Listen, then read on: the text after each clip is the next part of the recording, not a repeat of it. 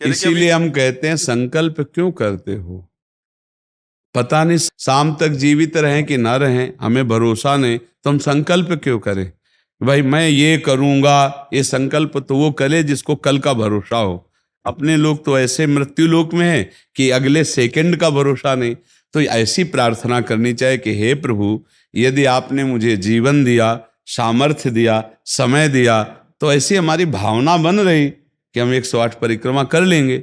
और अगर नहीं समय, नहीं शरीर सामर्थ्य रही, तो हम एक को नहीं करेंगे, तो कोई अपराध नहीं लगेगा। अगर संकल्प ले लिया कि अब 108 करेंगी, तो अब करना चाहिए। फिर देखो, संकल्प पूरा करना चाहिए।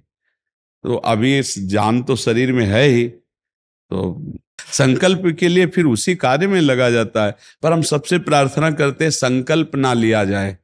कभी कोई अगर नियम लेने की बात हो तो ये जरूर छूट दे दे कि हे प्रभु, यदि हमारा स्वास्थ्य ठीक रहा, हमारा जीवन रहा, तो हम आपके ऐसा कर लेंगे। और अगर नहीं रहा तो आपने कोई संकल्प किया नहीं, तो पाप नहीं लगेगा। ऐसे थोड़ा अपराध बनने की होती है कि 108 की। महाराज जी वो तब होता है जैसे कोई डील करते हैं ना, गोवर्धन महाराज मेरे पुत्र का नौकरी लग जाए, मैं 100 परिक्रमा करूंगी, तब जाके थोड़ा सा ऐसा ज्यादातर होता होगा। हाँ ऐसे पर भक्ति मिले ऐसा हाँ, तो कम ही होता है। हाँ तो करना चाहिए, फिर हमें लगता है करना चाहिए। पर अगर समय के पधार गया तो फिर कैसे कर पाएगा? मृत्यु लोक है और मरण धर्मा शरीर है, तो मुझे तो भरोसा 1 मिनट का नहीं है अपने शरीर का कि 1 मिनट ही अगला जिएगा कि नहीं जिएगा। इसीलिए संकल्प विकल्प करने का अधिकार ही नहीं है। पता नहीं शाम तक जिएंगे क्यों भाई, पक्का है किसी को? अब पता नहीं शाम तक जिएंगे कि नहीं, तो हम क्या संकल्प करें? हमें तो यही कि प्रभु जैसे चलावे वैसे चल रहे। परिक्रमा करवा दिया, परिक्रमा करने बैठे बैठे राधा राधा जप रहे, मांग के खा लिया, भगवान के भरोसे बाबा जी। ऐसे गृहस्थी में अपने धर्म कर्म किए, जब समय मिला तो परिक्रमा कर गए। अच्छा, प्रार्थना करना स्वामी से कोई गलत बात नहीं कि हमारे बच्चे की नौकरी लग जाए, हमारा काम बन जाए, जरूर करो। भगवान से नहीं करोगे तो किससे करोगे? करना चाहिए। पर ये करके कि हमारी कामना पूर्ण कर दो, हम इतना करेंगे, फिर बंधन हो जाएगा। हम इतना क्यों करें, तुम्हारी परिक्रमा करेंगे तो हमारा काम पूर्ण। स्वार्थी हो क्या? हमारे पिता हो, हमारे स्वामी हो, हमारी जरूरत है, मांग रहे कि प्रभु हमें एक संतान दे दो, हम आपको कुछ करेंगे। ये हम में बस नहीं, हमारे पास तो जो कुछ दिया हुआ सब आपका है नाथ। स्वाभाविक 108 परिक्रमा लग जाए, कोई बात नहीं। संकल्प मत करो, मांग जरूर लो, तुम्हें मांगना है। और छूट दे दो कि प्रभु यदि उचित हो तो ऐसा करना, अगर उचित ना हो तो प्रभु लाख बार मांगो तो भी पूरा मत करना। ये भक्तों की मांगे होती हैं, ये सत्संगियों की मांगे होती है कि नाथ मेरी आवश्यकता तो है, पर अगर आपको उचित लगे तो आप दे देना, और अगर उचित ना लगे तो मेरे मांगने पर भी आप ना देना। ये जब ये बात बनी रहती है कि जितना नाम जप होना चाहिए उतना नहीं होता, उतना, ये बात तो हमारे में भी है। इतनी पीड़ा तो हमको भी बनी रहती है कि जितना होना चाहिए उतना नहीं होता।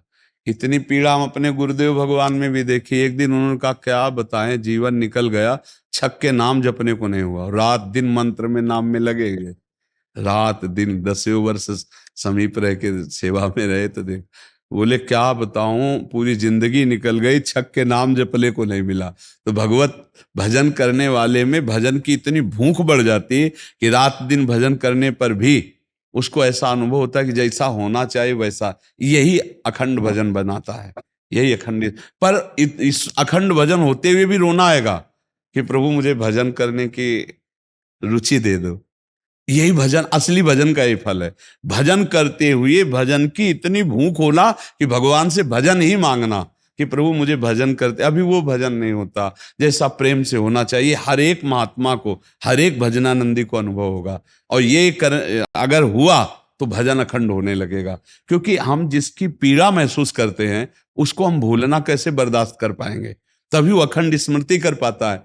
और जो संतुष्ट हो जाता है भजन में, वो भजनानंदी नहीं होता। जो भजन में असंतुष्ट और भोगों में संतुष्ट रहता है वही भजनानंदी कहा जाता है। अपनी बात कहते हैं, मुझे तो गुरुदेव ने संभाला, नहीं तो साधन भजन हो रहा था, पर वो अहंकार जनित था। जब गुरुदेव ने कृपा करी तो हमारे अहंकार को चकनाचूर हुआ। तब ये बात समझ में आई कि गुरु कृपा से मोक्ष मूलम गुरु कृपा। गुरुदेव भगवान साक्षात करुणामय प्रियालाल के स्वरूप हैं। वो जब कृपा करते हैं तो अहंकार नष्ट हो जाता है, और अहंकार नष्ट होते ही दैन्यता आ जाती है। और प्रियालाल को दैन्यता बहुत प्रिय है, और वो दैन्यता कृपा से ही आएगी, और गुरु के चरणों में आसक्त रहो।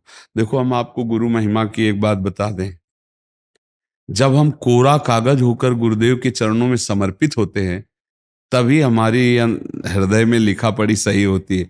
हम लोग क्या होते हैं, पूरा कागज रंगे हुए पहुंचते हैं और अपनी बुद्धि लड़ाते हैं गुरुजनों पर, इसीलिए हमारा काम बन नहीं पाता।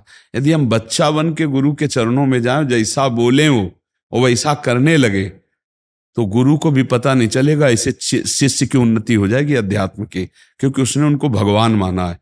देखो, एक हम प्रसंग कई बार सुना चुके हैं।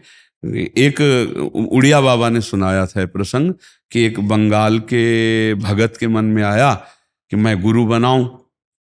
तो एक प्रसिद्ध थे काली के उपासक, उनके पास गए, और वो मदिरा पीते थे, वो जानते नहीं थे, वो मदिरा पिए हुए बैठे हुए थे।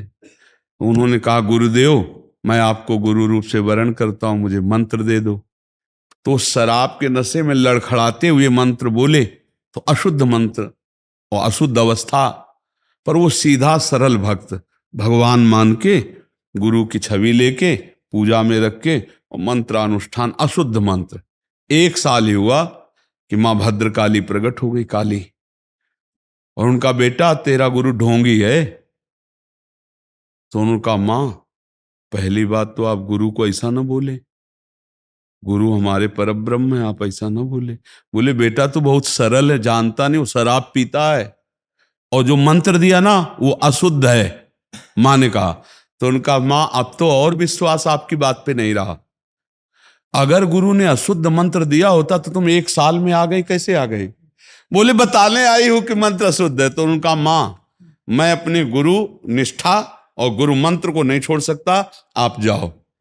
तो उनका बेटा, मैं तुम्हारी गुरु भक्ति पे प्रसन्न हुई, और आज से मेरे सिद्ध करने का मंत्र यही होगा जो अशुद्ध मंत्र। ऐसा गुरु भाव किया जाता है।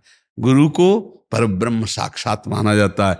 परब्रह्म में दोष दर्शन नहीं होते, दोष हमारी बुद्धि का है। अगर बुद्धि का दोष निकाल दे तो देखो, मत्ता परतरम नान्यत किंचिदस्ति धनंजय, भगवान कह रहे मेरे सिवा कोई और है नहीं। फिर हम गुरु को दोष दर्शन में देखें, कहीं ना कहीं हमसे त्रुटि हो रही। हमें घोर पापी में भी भगवान देखना है, तो गुरु में भगवान देखने में क्या बात है? विचार करके देखिए। जब हम गुरु में भगवान देखते हैं तो अपना समर्पण करते हैं, और जब वो हमारे साथ उल्टा व्यवहार करते हैं और हम सह जाते हैं तो हमारा अहंकार नष्ट हो जाता है। वहीं वहीं रहकर उसको चोट पहुंचने दो अहंकार को, और अहंकार जब मिटिया मिट हो गया, तब कृपा उदय हुई, तब समझ में आया को हो साक्षात परब्रह्म गुरुदेव हैं। गुरुर् ब्रह्मा गुरुर् विष्णु गुरुर्देव महेश्वरा, गुरु साक्षात परब्रह्म तस्मै श्री गुरु। गुरु में भगवान बुद्धि करना बहुत कठिन बात है, सबसे कठिन बात विश्व में, समझ लो। गुरु में परब्रह्म बुद्धि करना, और गुरु में परब्रह्म बुद्धि नहीं तो कुछ भी कर ले, अहंकार नष्ट नहीं होगा।